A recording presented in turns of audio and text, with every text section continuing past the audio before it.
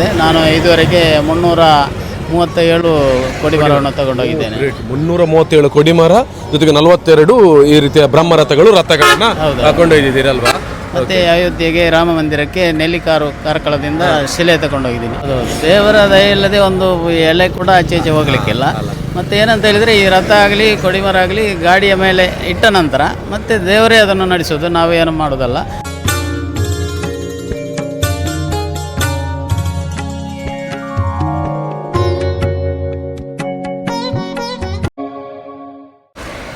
ಇವರ ಹೆಸರು ದಿವಾಕರ್ ಅಂತ. ಯಾಕೆ ಇವ್ರ ಜೊತೆ ನಾನು ಮಾತಾಡ್ತಾ ಇದ್ದೇನೆ ಅಂತ ಹೇಳಿದ್ರೆ, ಈ ಒಂದು ರಥವನ್ನು ಕೊಂಡು ಬರತಕ್ಕಂತಹ ಲಾರಿಯನ್ನು ನಾವು ನೋಡ್ತಾ ಇರ್ಬೋದು.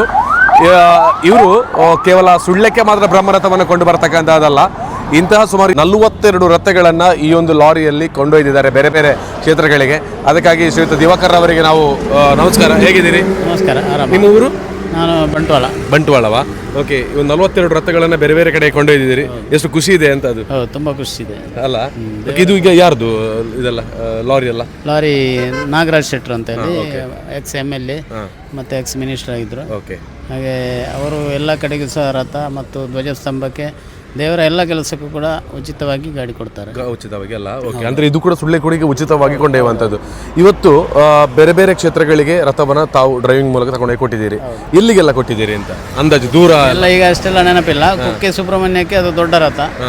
ಆಮೇಲೆ ಬನವಾಸಿ ಉಮಾಮಧುಕೇಶ್ವರ ದೇವಸ್ಥಾನಕ್ಕೆ ಅದು ಸಹ ತುಂಬ ದೊಡ್ಡದು, 60 ಟನ್ ಏನೋ ಆಯಿತು. ಮತ್ತು ಬಾಕಿ ಎಲ್ಲ ಸಾಧಾರಣ ಇಲ್ಲಿ ಮೊನ್ನೆ ಕಳೆದ ತಿಂಗಳು ದೊಡ್ಡಬಳ್ಳಾಪುರಕ್ಕೆ ಹೋಯಿತು. ಓಕೆ. ಕೊಲ್ಲೂರಿಗೆ ಹೋಗಿದೆ. ಎಲ್ಲದಕ್ಕೂ ಡ್ರೈವರ್ ನೀವೇ?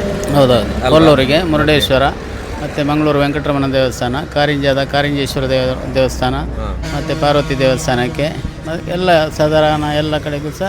ಕೋಟೇಶ್ವರದಲ್ಲಿ ರೆಡಿ ಆಗುವಂಥ ರಥ ಮತ್ತು ಬೇರೆ ಬೇರೆ ಸಹ ರಥ ಬರ್ತದೆ. ಅದು ಸಹ ನಮ್ಮ ಸಾಹುಕಾರ ಹತ್ರ ಗಾಡಿ ಕೇಳಿದರೆ ಯಾರಿಗೆ ಸಹ ಗಾಡಿ ಕೊಡ್ತಾರೆ.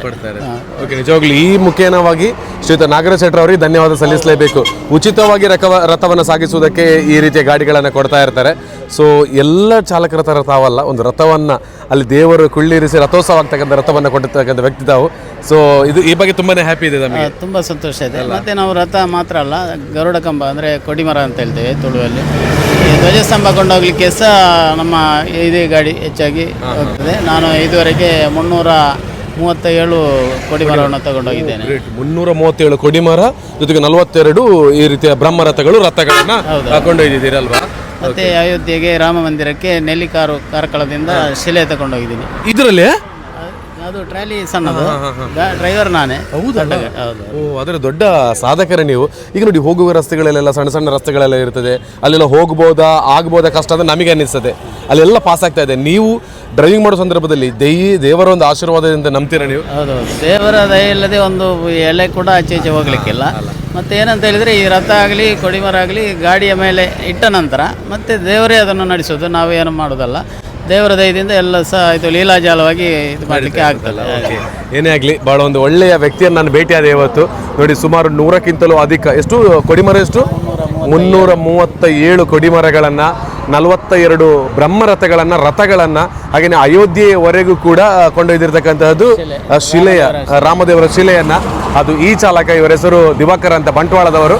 ಒಬ್ಬ ವಿಶೇಷವಾದ ವ್ಯಕ್ತಿಯನ್ನು ನೆನಪಿಟ್ಟುಕೊಳ್ಳಿ. ನಿಜವಾಗ್ಲೂ ದೇವರ ಕಾರ್ಯವನ್ನು ದೇವರ ಶಕ್ತಿಯ ಮೂಲಕವಾಗಿ ಮಾಡ್ತಾ ಇದ್ದಾರೆ. ಸರಿ, ನನ್ನ ಭೇಟಿಗೆ ಖುಷಿ ಆಯಿತು. Thank you so much. ಮಾತಾಡಿದೆ. Thank you sir. Thank you.